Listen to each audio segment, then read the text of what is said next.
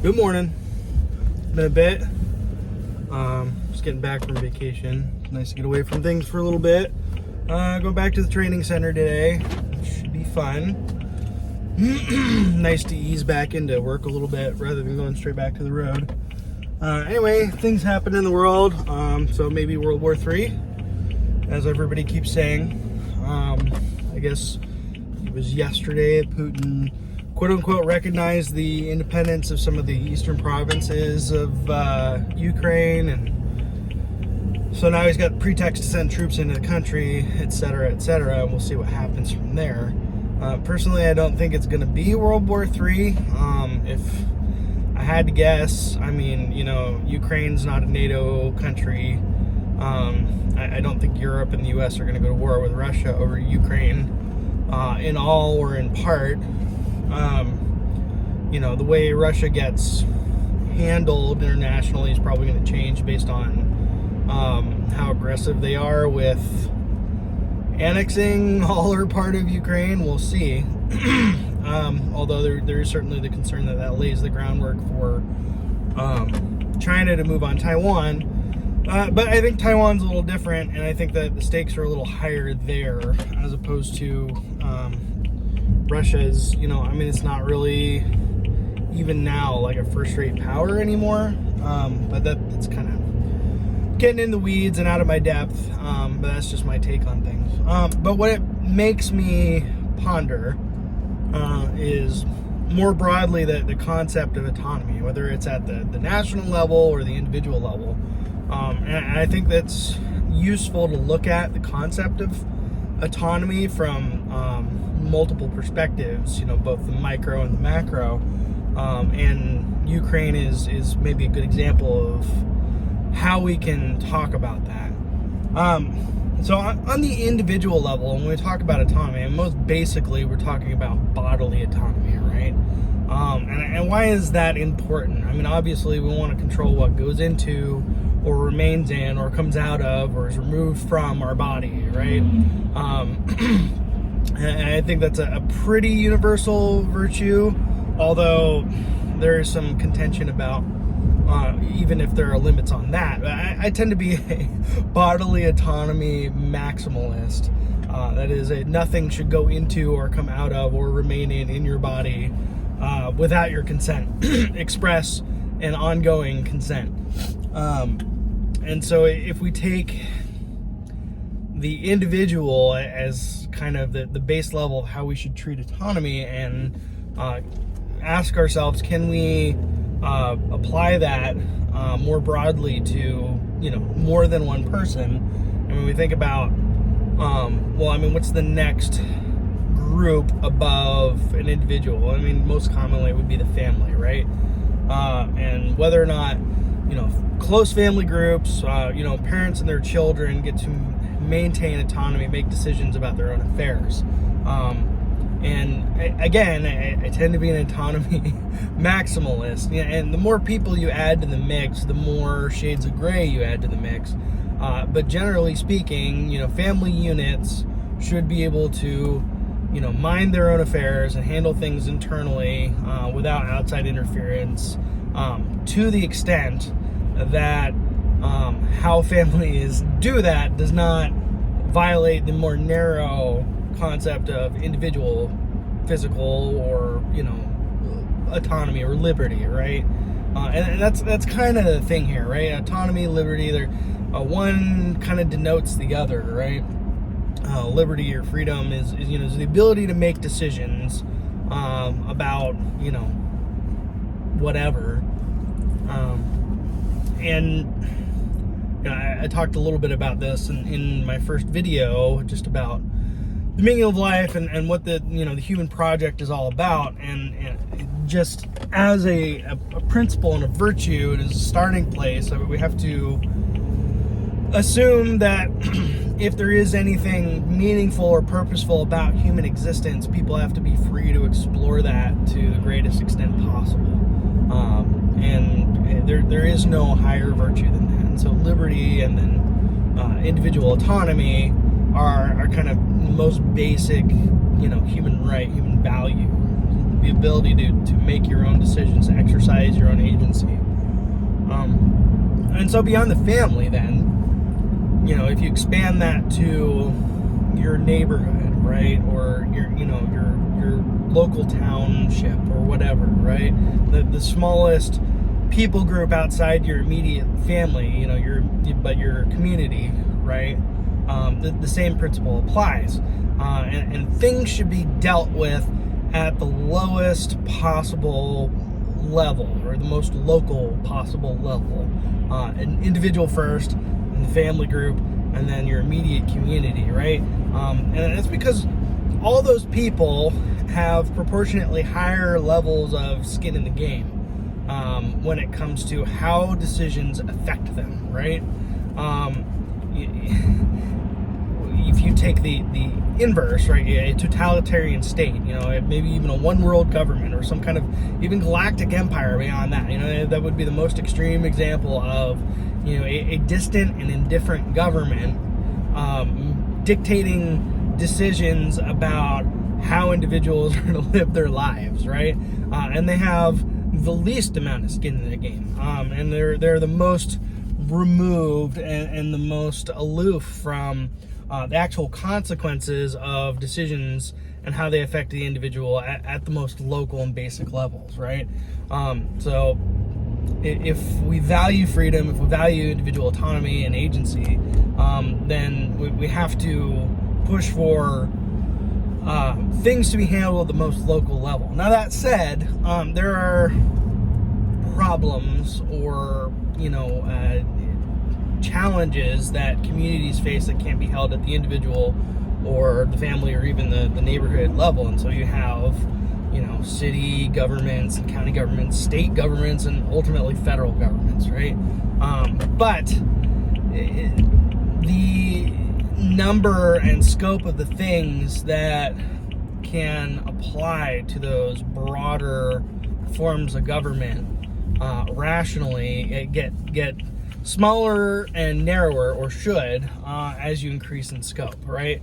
And you think about federal government and the actual literal wording of the United States Constitution and the very strict parameters set on federal power, and then I think it was the 10th Amendment, or basically nothing that's not clearly defined as a power the federal government is reserved for the states, right? And so again, it's this decentralization of power, and it's a concept that we've kind of lost sight of, is federal power continues to increase and consolidate in fewer hands, but the principle was there at inception, right? And so the idea is that, only the things that are most pressing and most immediate for the entire nation should be handled at a federal level, and those are things like defense, right? You can't coordinate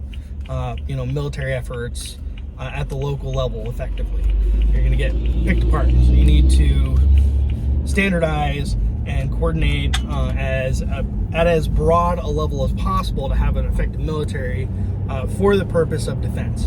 And it would be naive to say that there are not outside actors who have, totalitarian governments who, direct people by fiat, by decree, right, and to do horrific things. And that is the worry with Ukraine. And then there's something in the news recently I saw about kill lists being circulated related to people who are supposed to be eliminated once Ukraine is taken over by the Russians. I don't know if that's true or not, but it would not be atypical for a totalitarian regime in kind of the current era, right? So when we talk about autonomy, then specifically as related to Ukraine, right, and Russia, quote unquote, recognizing the independence of these kind of eastern portions of Ukraine, or Donetsk, or I'm probably going to mispronounce these, so it's fine. Basically, those two regions which have large ethnic Russian populations, right? It is worth asking the question, right? At the most local level, what do these people want, right? And generally, if anything is a social construction, borders drawn on a map are. I mean, they're arbitrary lines, right? They don't exist in the physical world except where, coastlines and rivers and mountain ranges tend to, overlap with those lines. But again, those are arbitrary, right? They don't have to be here nor there. And so, frankly, if the population of the easternmost portion of Ukraine is 80% Russian, and I'm just making that number up, but say it was, and they wanted to be either independent or a part of Russia, I think they should be at liberty to do so. Now the question is whether or not it's an organic movement in the case of Ukraine, right? Is that being fomented by the Russians, who are kind of pulling the strings from behind the scenes? And certainly there's conversations that have been had about the current government of Ukraine, which is pro-Western, and whether or not that revolution that occurred that installed the pro-Western government was fomented by the West. I think that's a legitimate question. And I mean, to the extent that Western nations involve themselves in local politics, I think it is equally wrong not to draw, kind of moral equivalency between the U.S. and Russia. When was the last time the U.S. actually flat out annexed somebody else's territory? I mean, the Russians did that a few years ago with Crimea. And they've fought wars of aggression in a way that the U.S. has not. That said, the U.S. isn't entirely blameless in the last 20 years. I mean, there was a case made by neocons for preemptive war in the Middle East, and I think those are on, morally dubious grounds. But I don't think they're qualitatively necessarily the same. Regardless, this is neither here nor there as we're, talking about the people in Ukraine today. And do the people in a particular city in eastern Ukraine have the right to say, we want to be part of Ukraine, we want to be part of Russia? If there's overwhelming consensus on the part of the people living in that area to move the border on a map from here to there, I don't see why they shouldn't be able to do that. Now, I'm not saying that should be done willy-nilly and that such a thing would be cost-free. It's not.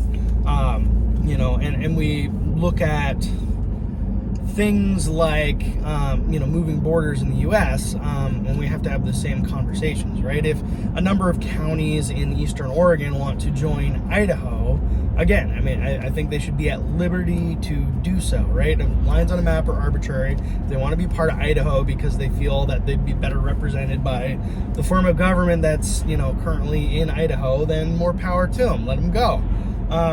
That said, the state of Oregon has invested some amount of resources in those counties, right? And if they take them into Idaho, then there's got to be some sort of recompense to the people who are still residing in Oregon, who have paid for infrastructure and those sorts of things in those counties, which are now being acquired by Idaho. And Idaho should not be able to just acquire them cost-free, right? Or you talk about the Civil War, right? Now, and I want to be careful here, the Civil War was a good and just thing, and it was prosecuted ultimately with the justification of ending slavery, which was a moral imperative, right? Slavery had to end, and it was just to enact that level of violence to end it, and have like a final and definitive end to it in this country.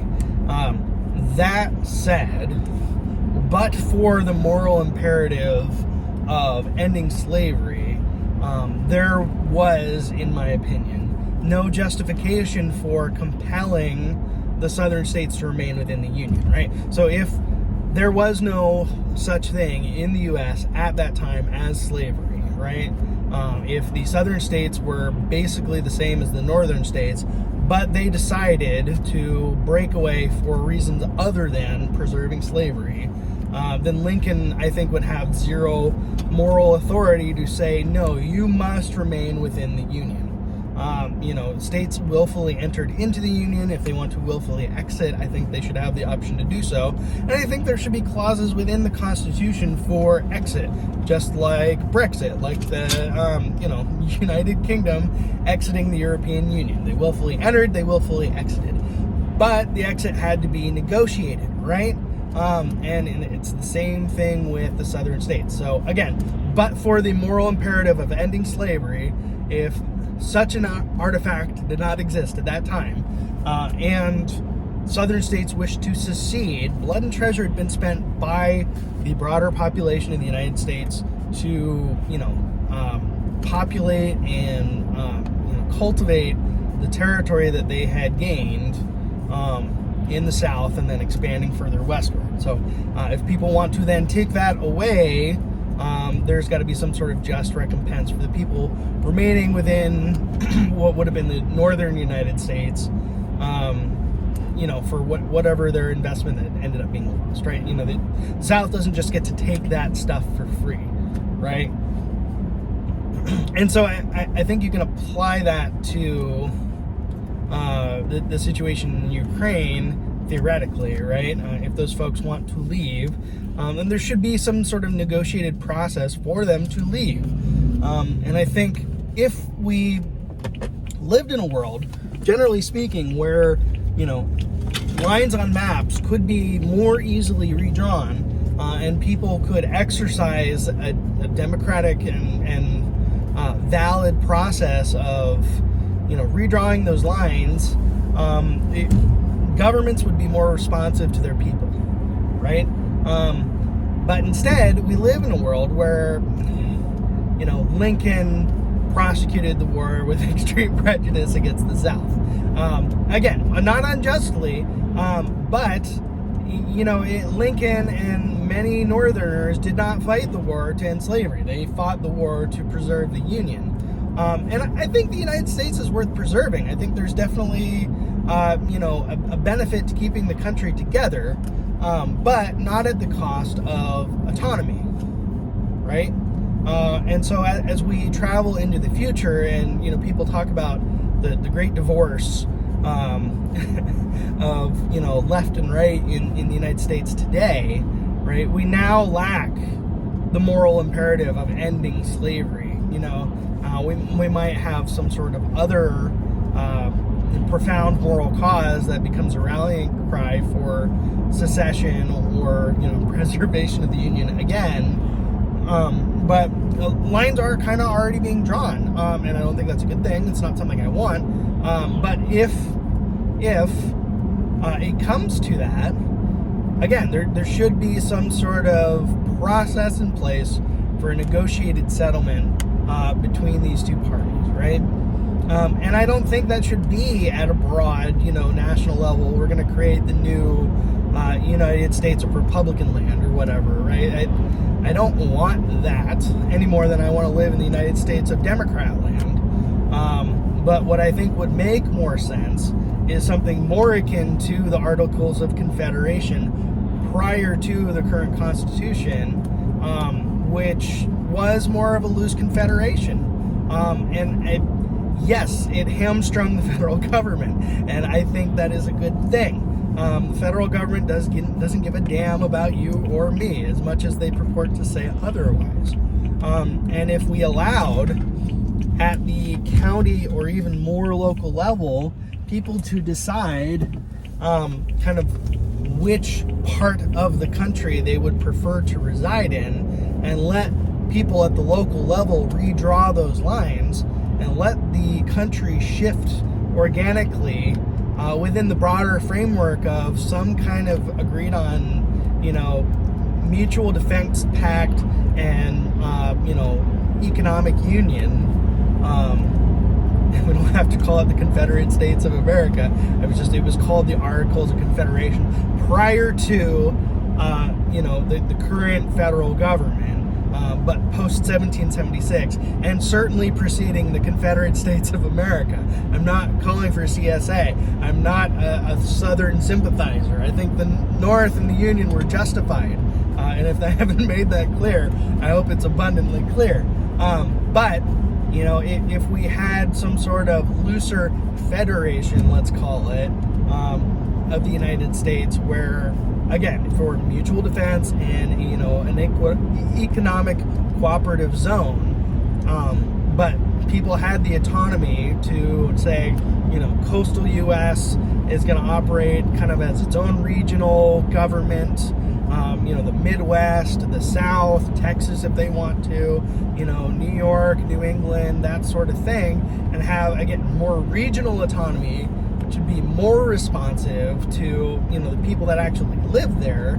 I think that could only be an inherent good, and I think that might resolve a lot of the problems that we have, and people are hesitant to uproot and sort of vote with their feet these days, to say, I'd rather live in this part of the country or this place, right, or move across the world in these giant migrations that in years past, with the exception being the southern border and mass migration from Latin America. But in general, people don't want to do that, and I don't think necessarily they have to, when it is far simpler, or should be, to just, again, redraw an arbitrary line on a map and say, we prefer this form of government, this form of representation, this better aligns with, our principles and our values, and we're going to exercise our agency and our autonomy by, joining this collective rather than that collective.